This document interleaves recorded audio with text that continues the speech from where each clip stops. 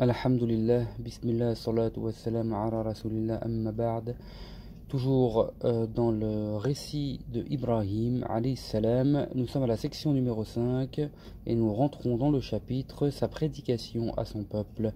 Quant aux Babyloniens, c'étaient des idolâtres, ceux dont il réfuta le culte, cassa les statues et montra l'illusion de celles-ci.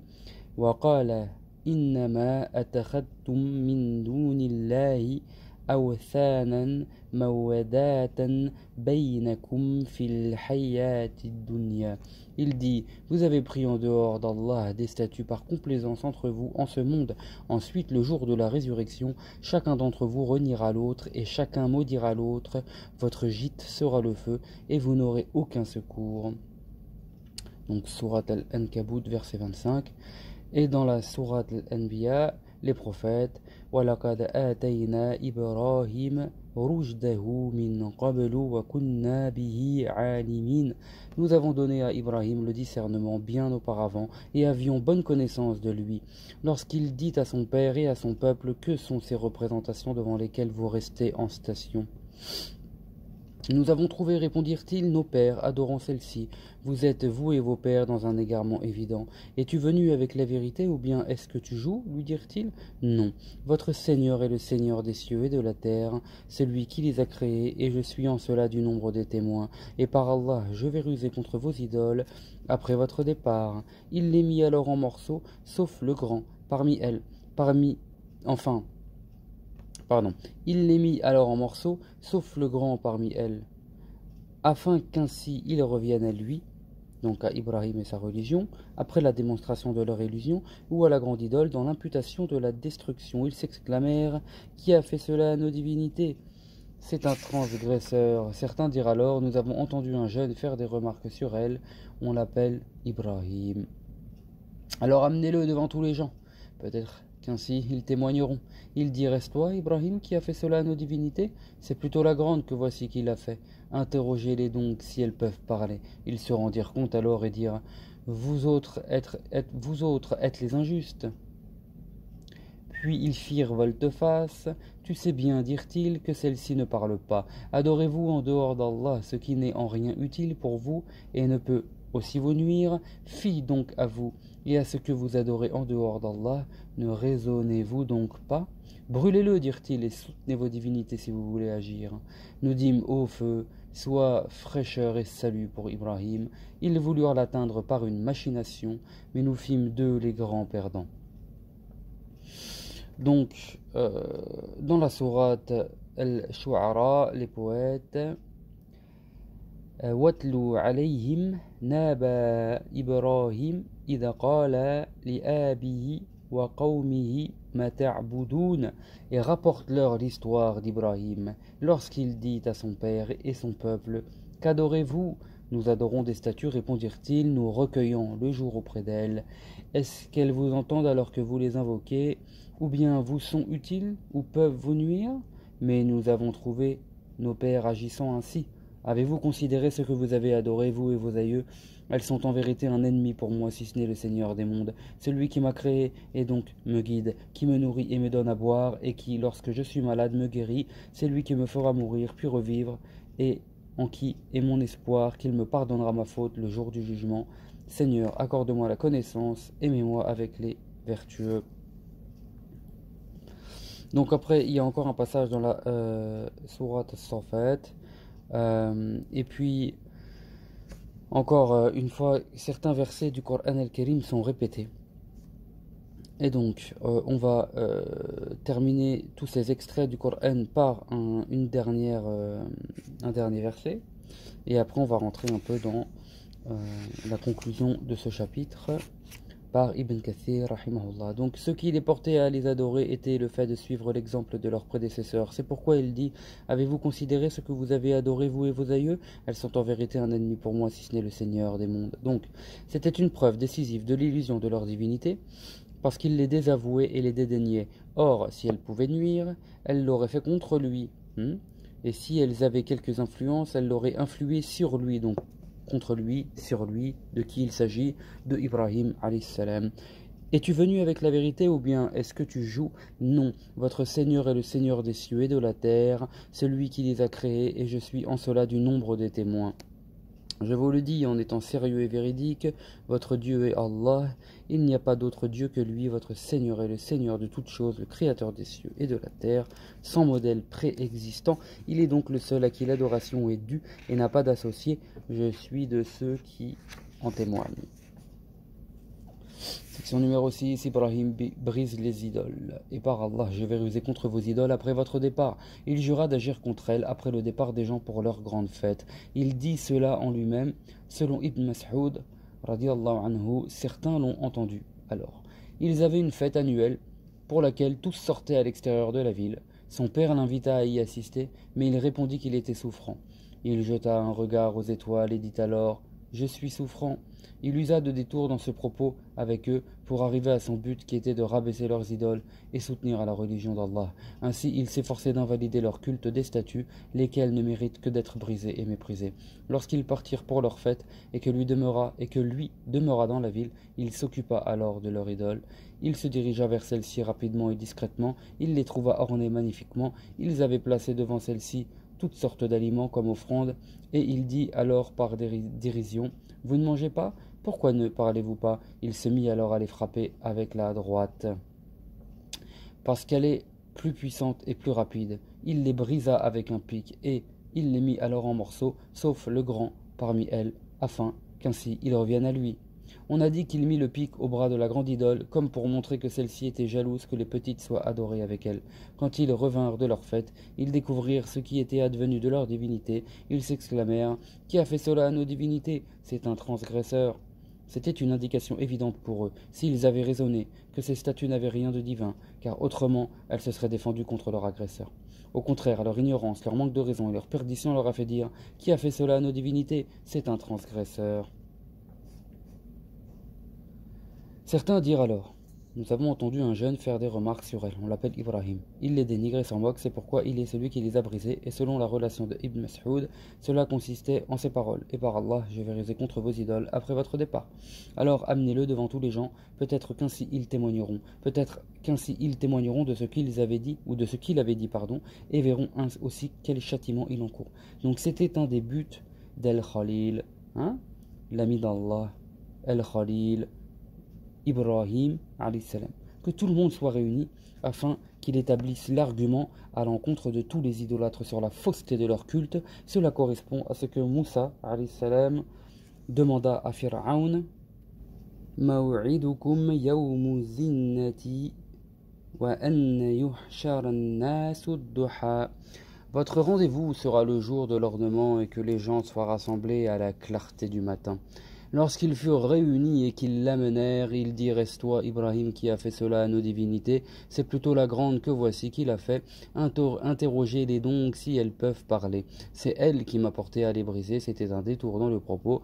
Interrogez-les donc si elles peuvent parler. Il voulait qu'ils reconnaissent qu'elles n'étaient que matière inerte. Ils se rendirent compte alors et dirent « Vous autres, êtes les injustes. » Ils se reprochèrent d'avoir été injustes en les laissant seuls sans gardien. Puis ils firent volte-face. Pour Assoud dit, cela signifie qu'ils sont revenus à la tentation, donc à l'idolâtrie. Ainsi, vous autres êtes les injustes, signifierait vous êtes injustes d'avoir adoré celle-ci. Ils furent alors dans le désarroi et restèrent silencieux, d'après Qatada. Puis, tu sais bien, dirent-ils, que celle-ci ne parle pas. Comment peux-tu donc nous demander de les interroger? C'est alors qu'Ibrahim leur dit « Adorez-vous en dehors d'Allah ce qui n'est en rien utile pour vous et ne peut aussi vous nuire? Fie donc à vous et à ce que vous adorez en dehors d'Allah. Ne raisonnez-vous donc pas? Adorez-vous, leur dit-il, ce que vous sculptez? Adorez-vous ce que vous façonnez vous-même et auquel vous donnez la forme que vous désirez? Alors qu'Allah vous a créé, vous et ce que vous faites, vous êtes des créatures de même que ces idoles sont créées. Comment une créature pourrait-elle en adorer une autre comme elle? Ainsi, votre adoration pour elle ne vaut pas plus que si elle-même vous adorait, ce qui est illusoire. Comme le premier cas, l'adoration en effet n'est salutaire et obligatoire que pour le Créateur seul, sans rien lui associer en celle-ci. Section numéro 7, Ibrahim jeté au feu par son peuple. Il dit édifiez pour lui une construction et jetez-le alors dans le brasier. Ils ont voulu l'atteindre par une machination, mais nous avons fait d'eux les humiliés. Quand ils furent à court d'arguments, ils délaissèrent la controverse pour l'utilisation de leur force et de leur pouvoir dans le but de défendre leur fourvoiement et leur offense. Le Seigneur leur prépara un stratagème, fit surpasser sa parole, sa religion et sa preuve. Brûlez-le, dirent-ils, et soutenez vos divinités si vous voulez agir. Nous dîmes, ô feu, sois fraîcheur salutaire pour Ibrahim. Ils voulurent l'atteindre par une machination, mais nous fîmes d'eux les grands perdants. Ils se mirent à rassembler du bois de partout. Ils s'activaient ainsi pendant une longue période, au point que si une femme parmi eux tombait malade, elle faisait vœu, en cas de guérison, de rapporter du bois pour le bûcher d'Ibrahim. Subhanallah. Subhanallah. Donc pendant tout ce temps-là, on peut se rendre compte la patience dont a pu, ou qu'a dû avoir Ibrahim par rapport à cela. Ils placèrent le bois dans une immense dépression et y allumèrent le feu. Celui-ci s'éleva alors avec des flammes jamais vues auparavant.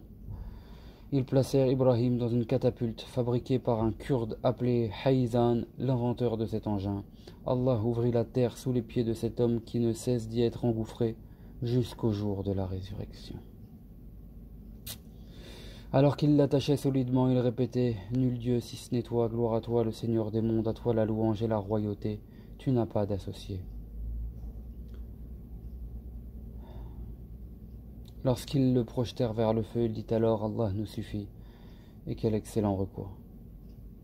Ibn Abbas radiallahu anhu a relaté, Ibrahim a dit « Allah nous suffit et quel excellent recours » quand on le jeta dans le feu, et Mohammed sallallahu alayhi wa sallam l'a prononcé lorsqu'on lui a dit « Les hommes ont réuni contre vous une coalition, craignez-les donc, cela n'a fait qu'ajouter à leur foi. » Et ils dirent « Allah nous suffit et quel excellent recours. » Ils s'en revinrent alors avec un bienfait d'Allah et une faveur, aucun mal ne les atteignit. Subhanallah, le prophète Mohammed sallallahu alayhi wa sallam, on voit bien que dans ce qu'il a pu prononcer, tout cela n'est que la continuité de ce qu'a été, de ce qu'a fait Ibrahim alayhi salam, et c'était l'islam avec lequel est venu le prophète Mohammed sallallahu alayhi wa sallam n'est que le merveilleux point final, que tout ce qui a été, tout ce qui a débuté auparavant, et ce n'est que la suite logique, et même dans les invocations, même dans certaines formulations. Wallahu a'lam. D'après Abu Hurayra radiyallahu anhu, le prophète sallallahu alayhi wa sallam a dit: quand Ibrahim fut jeté dans le feu, il dit: Mon Dieu, tu es unique au ciel et je suis seul à t'adorer sur terre. Rapporté par Abu Ya'la, d'après Abu Hisham al-Rifa'i, d'après Ishaq ibn Sulaiman, d'après Abu Ja'far al-Razi, d'après Asim ibn Abi al-Nujud, d'après Abu Saleh, d'après Abu Hurayra radiyallahu anhu. On dit que Jibril s'adressa à lui dans les airs. Ibrahim, as-tu besoin de quelque chose auprès de toi? Non, répondit-il. L'ange de la pluie dit: quand on me l'ordonnera, j'enverrai la pluie. Mais l'ordre d'Allah fut plus rapide. D'après Ibn Abbas et Sa'id ibn Jubayr, nous dîmes: ô feu, sois fraîcheur et salut pour Ibrahim. Ne lui fais aucun mal. D'après Ali ibn Abi Talib, si Allah n'avait pas dit et salut pour Ibrahim, sa fraîcheur lui aurait causé préjudice. D'après Ibn Abbas et Abu al-Aliya, les habitants de la terre ne tirèrent aucune utilité du feu en ce jour, et seuls les liens d'Ibrahim furent brûlés, d'après Ka'b al-Akhbar. Jibril alayhi salam était avec lui et essuyait la sueur sur son visage. C'était en effet la seule chose qui l'avait atteint suite au feu, d'après Ad-Dahhak. Il y avait aussi avec lui l'ange préposé à l'ombre. Ibrahim se trouvait à l'intérieur de la dépression avec le feu autour de lui dans un jardin verdoyant. Les gens le regardaient alors et ne pouvaient parvenir à lui, de même qu'il ne sortait pas vers eux, d'après As-Sudi. Abu Hurayra radiyallahu anhu a dit: la meilleure parole qu'ait dite le père d'Ibrahim est celle qu'il prononça lorsqu'il vit son fils dans cette situation. Quel bon Seigneur est le tien, ya Ibrahim. La mère d'Ibrahim vit son fils et l'appela alors: mon fils, je veux venir auprès de toi. Prie Allah qu'il me protège de la fournaise autour de toi. Oui, répondit-il. Elle s'approcha de lui et ne fut en rien touchée par le feu lorsqu'elle arriva. Elle l'étreignit et l'embrassa, puis repartit ensuite. Rapporté par Ibn Asakir d'après Ikrima. Ibrahim resta là 40 ou 50 jours. Subhanallah. Il disait par la suite: je n'ai pas connu de jour et de nuit plus agréables que lorsque j'y étais. J'aurais voulu vivre ma vie durant comme j'y ai vécu. Subhanallah. D'après Al-Mihal ibn Amrou, il voulait vaincre, ils les voulaient vaincre, mais ont été battus, et voulaient dominer, mais ont été rabaissés. Je ne sais pas si vous vous rendez compte, donc 40 ou 50 jours, subhanallah, parce que quand on lit le récit comme ça, sans vraiment rentrer dans les détails, déjà on ne s'imagine pas l'attente de la construction du bûcher, et on ne s'imagine même pas l'attente quand il brûle, quand il est censé brûler, subhanallah. Donc, c'est ajib. Oui, ils voulurent l'atteindre par une machination, mais nous avons fait d'eux les grands perdants, et dans un autre verset, nous fîmes d'eux les humiliés, ils gagnèrent la perte et l'humiliation en ce monde, alors que dans l'au-delà, leur feu ne sera pour eux ni fraîcheur et ni salut, ils n'y trouveront ni salutation et ni paix, mais plutôt un funeste domicile et un mauvais séjour. Le messager d'Allah, sallallahu alayhi wa sallam, a prescrit de tuer le gecko, ou le gecko. C'est une sorte de lézard, disant il attisait le feu contre Ibrahim, donc rapporté par Al-Bukhari, d'après Abdullah ibn Moussa. La ilaha illallah. D'après Soumaïma, j'entrai chez Aïcha radiallahu anha, et je vis une lance posée dans sa chambre. Mère des croyants, demandai-je, pourquoi utilises-tu cette lance? Elle nous sert à tuer les geckos. Le messager d'Allah sallallahu alayhi wa sallam nous a dit en effet que lorsque Ibrahim fut jeté dans le feu, il n'y avait pas de bête sur terre qui ne s'efforçait de l'éteindre, sauf le lézard des murailles qui l'attisait. C'est pourquoi le messager d'Allah sallallahu alayhi wa sallam nous a prescrit de les tuer. Rapporté par Ahmed, d'après Affan, d'après Jarir, d'après Nafi', d'après Soumaïma, l'affranchi d'Al-Faqih, Ibn al-Mughira, rapporté aussi par Ibn Majah. On va terminer avec la section numéro 8, face à face avec le roi tyran. Comme il fit face à celui qui voulait disputer au Tout-Puissant la puissance et la grandeur et prétendait à la divinité alors qu'il n'était qu'une faible créature, le Très-Haut a dit vois-tu celui qui a polémiqué avec Ibrahim du fait qu'Allah lui avait donné la royauté, quand Ibrahim affirma mon Seigneur est celui qui fait vivre et mourir, l'autre dit c'est moi qui fais vivre et mourir. Ibrahim déclara alors Allah fait apparaître le soleil à l'est, fais-le donc apparaître à l'ouest. Celui qui était incroyant demeura tout confus. Certes, Allah ne guide pas les injustes. Le Très-Haut a mentionné la discussion entre son ami et le roi despote et transgresseur qui avait prétendu à la divinité. El-Khalil invalida son argument, montra son ignorance et son manque de raison, le laissa silencieux et fit apparaître la preuve manifeste. Les exégètes et les généalogistes déclarent que ce roi était le roi de Babylone, Namrud, fils de Canaan, ibn Kush, ibn Sam, ibn Nuh, d'après Mujahid. D'autres ont dit Namrud, fils de Faleh, ibn Aber, ibn Saleh, ibn Al-Fakhashad, ibn Sam, ibn Nuh. C'était un des rois ayant gouverné toute la terre. Ceux-ci ont été au nombre de 4, 2 croyants et 2 infidèles. Les croyants étaient l'homme aux 2 cornes, Dhul-Qarnayn, et Sulayman. Les 2 autres étaient Namrud et Nabuchodonosor. Namrud demeura au pouvoir 400 ans. C'était un tyran arrogant qui privilégia la vie de ce monde à l'au-delà. Quand Ibrahim al-Khalil l'appela à l'adoration d'Allah, donc quand Ibrahim al-Khalil l'appela à l'adoration d'Allah seul, sans rien lui associer, son égarement et son espérance en ce monde lui firent renier le Créateur. C'est pourquoi il polémiqua avec Ibrahim sur la question et prétendit lui-même à l'attribut de Seigneur. Ainsi, quand Ibrahim dit « Mon Seigneur est celui qui fait vivre et fait mourir », l'autre répondit « C'est moi qui fais vivre et fais mourir ». On lui apporta alors 2 condamnés à mort et leur donna d'en tuer un et de gracier l'autre, voulant dire ainsi qu'il donnait vie à l'un et faisait mourir l'autre, d'après Qatada, As-Suddi et Muhammad ibn Ishaq. En fait, cela ne réfutait en rien le propos d'Al-Khalil et sortait même du sujet. Il s'agissait de pure provocation et celui qui est à court d'arguments. Donc il s'agissait de pure provocation de celui qui est à court d'arguments. Ibrahim, quant à lui, dans l'existence du constructeur, s'est référé aux faits visibles tels la vie et la mort des êtres vivants. Le fait que ceux-ci aient nécessairement besoin de son existence tient à ce qu'ils ne peuvent exister par eux-mêmes. Or, il est obligatoire qu'il y ait un auteur aux faits existants, à leur formation et leur organisation, au guidage des astres, à la direction des vents, des nuages, de la pluie, à la création de tous ces êtres vivants observables et à leur mise à mort. C'est pourquoi Ibrahim dit « Mon Seigneur est celui qui fait vivre et fait mourir ». Quant au propos du roi ignorant, c'est moi qui fais vivre et fais mourir. S'il voulait signifier qu'il était l'auteur des faits communément observables, cela aurait tenu de son déni de la vérité et de son obstination. Si par contre cela signifiait ce qu'ont relaté Qatada as-Suddi et Mohammed ibn Ishaq sur les deux condamnés à mort, il n'aurait rien dit de nouveau par rapport aux propos d'Ibrahim, car il n'aurait pas invalidé un postulat ou réfuté un argument. Ibrahim ne pouvait couper court à la discussion du fait que nombre de gens présents pouvaient ne pas bien percevoir encore l'illusion du roi. C'est pourquoi il évoqua un autre argument sur l'existence du Créateur et la fausseté de la prétention de Nemrod.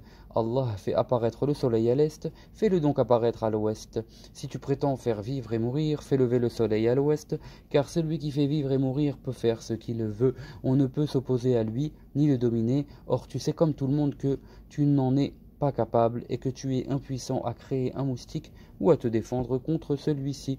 Il n'avait plus de réponse et resta interdit. Donc il n'avait plus de réponse et resta interdit. Donc celui qui était incroyant demeura tout confus. Certes, Allah ne guide pas les injustes. Donc là, je ne sais pas dans la traduction en français, ils mettent et resta interdit. Donc resta, on va dire, incapable. Wallahu a'lam. Cette discussion se passa quand Ibrahim sortit du feu, d'après As-Suddi. On relate aussi que Nemrod détenait le blé. Les gens allaient s'approvisionner auprès de lui. Ainsi Ibrahim vint aussi dans ce but. Il ne l'avait rencontré que le jour en question, et c'est alors que cette discussion eut lieu, après quoi Ibrahim n'obtint pas de denrées comme les autres gens. Quand il revint vers sa famille, il vit un amas de terre, il en remplissait de sacs, se disant qu'il ferait ainsi patienter les siens, en leur donnant l'impression qu'il avait ramené de la nourriture. Subhanallah. Arriva chez lui, il déposa ses affaires et s'endormit ensuite. Sa femme Sarah s'occupa des deux sacs et les trouva remplis de bonne nourriture. Elle fit avec un repas. En se réveillant, Ibrahim trouva ce qu'elle avait préparé et demanda « D'où vient cela ?»« De ce que tu as apporté, répondit-elle. » Subhanallah al-Azim. Il sut alors que c'était un bienfait qu'Allah leur avait prodigué. Rapporté par Abd al-Razaq, d'après Ma'mar, d'après Zayd ibn Aslam. On voit bien que chez les tyrans, chez les despotes et aussi dans certains récits qui touchent le Dajjal, il y a toujours ceux qui détiennent la nourriture, ceux qui donnent la boisson, etc. Hein, et qu'il y a en cela une épreuve par rapport aux gens, et à chaque fois c'est un test. Hein. On sait bien que l'homme pour vivre a besoin de manger, et s'il ne mange pas, il y a cette crainte d'être, on va dire, affamé, et tout réside dans le tawakkul. Wallahu a'lam. Un autre souverain fut envoyé contre ce roi tyran. Il lui commanda de croire en Allah, mais celui-ci refusa. Il l'appela 3 fois à la croyance, mais il refusait toujours. Après quoi, il lui dit « Réunissons nos troupes pour le combat ». Nemrod rassembla son armée au lever du soleil. Allah envoya un immense nuage de moustiques voilant le soleil. Il les fit s'abattre sur les soldats dont ils dévorèrent la chair et le sang. Donc on s'arrête là.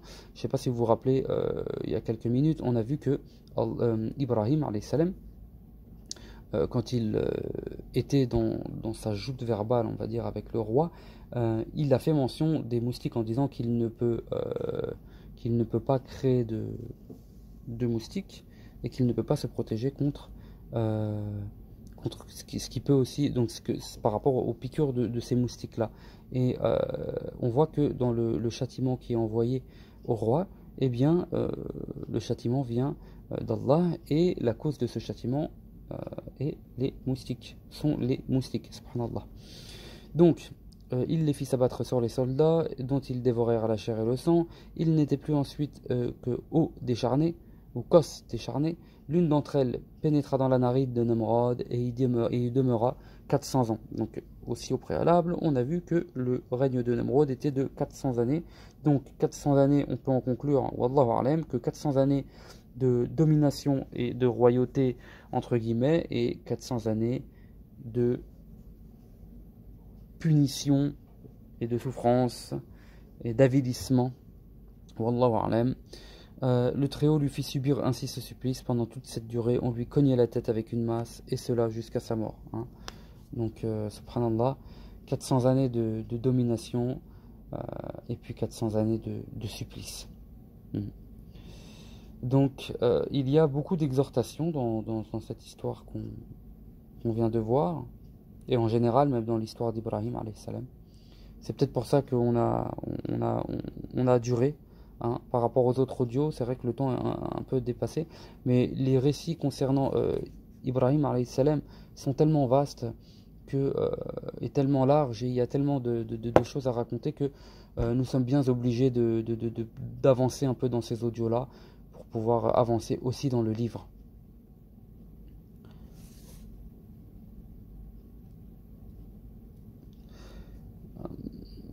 Quand je vous ai dit par rapport aux moustiques, plus loin on avait vu, on ne peut s'opposer à lui ni le dominer, or tu sais comme tout le monde que tu n'en es pas capable et que tu es impuissant à créer un moustique ou à te défendre contre celui-ci. Hein. Donc on voit bien que dans cette joute-là, le roi déjà n'a rien pu dire, et puis en plus il s'est fait punir par cela par la suite. Et puis on a bien vu que Allah envoyait un immense nuage de moustiques volant le soleil, subhanallah. Toujours matière à réfléchir là-dedans. Wallahu a'lam, subhanakallahumma wa bihamdik, ashhadu an la ilaha illa anta astaghfiruka wa atubu ilayk.